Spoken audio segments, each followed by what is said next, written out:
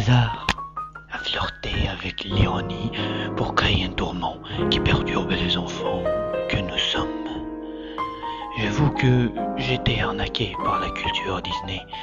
Avant le terrorisme, j'ai cru que même un super méchant était incapable de tuer un enfant.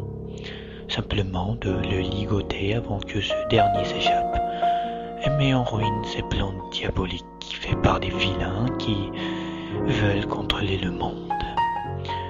Mais les années des 90 ont prouvé le contraire. C'est mon premier contact avec la mort.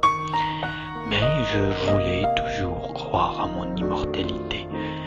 La chance m'a permis de ne jamais être fracturé ni avoir une cicatrice.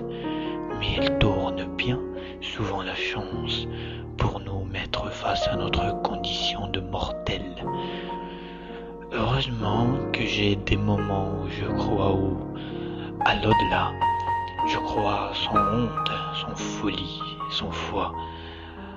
Je me sens plus qu'une chair qui marche.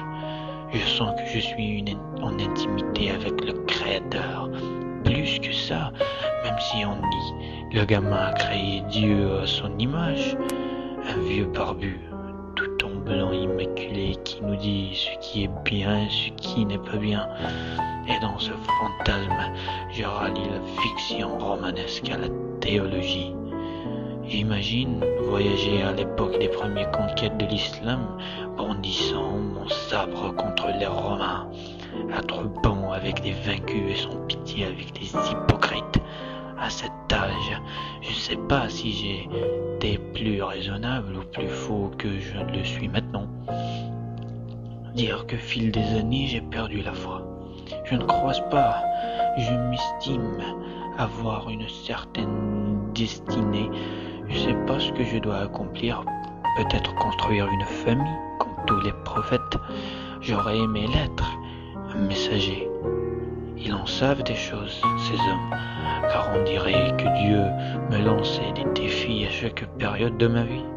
Je la vois partout, et même parfois j'ai cru qu'il me parle tout bas. Il veut quoi, lui? Je ne sais pas. Peut-être qu'il veut juste me faire un coucou, digne de sa grandeur. Cette taquinerie m'a permis d'avoir des relations personnelles avec lui comme un proche. Je crois qu'il est sympathique, plus qu'on le pense.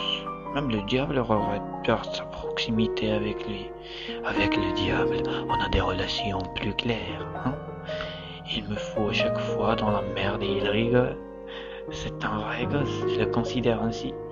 En intimité, il m'a avoué qu'il veut redevenir le favori de Dieu, mais il avait tellement honte de la façon dont il a agi à la vue de mon papy Adam qu'il cache sa tristesse par cette fausse vanité. Le diable me confie des choses sur lui, car je ne le juge pas. Pour que de ça, je ne lui donne aucun conseil. Faut être un sacré péteux pour donner un conseil à un être qui a des millions d'années. C'est juste un incompris. Il devient moins effrayant quand il est lui-même. Et il déteste ces conneries d'exorcisme à la noix. Un jour, il m'a dit... L'église et les salafistes devraient me payer des royalties sur les recettes qu'ils font sur mon dos. En fait, je suis pas coupable de tous les maux sur cette terre. Moi, c'est surtout le sexe qui mon domaine. Un peu de Sade, un peu de Baudelaire, un soupçon de Larry Flint. Certes, au début, j'ai eu du mal à gober ça, mais il m'a prouvé que c'est nous les responsables. Dieu a amélioré ses créations. Nous dépassons les anges, nous dépassons les démons, que notre mission sur cette terre n'est pas de faire du bien, c'est juste de garder l'équilibre, ne pas faire trop de dégâts. Alors, j'ai demandé au diable quelle est ma mission sur cette terre.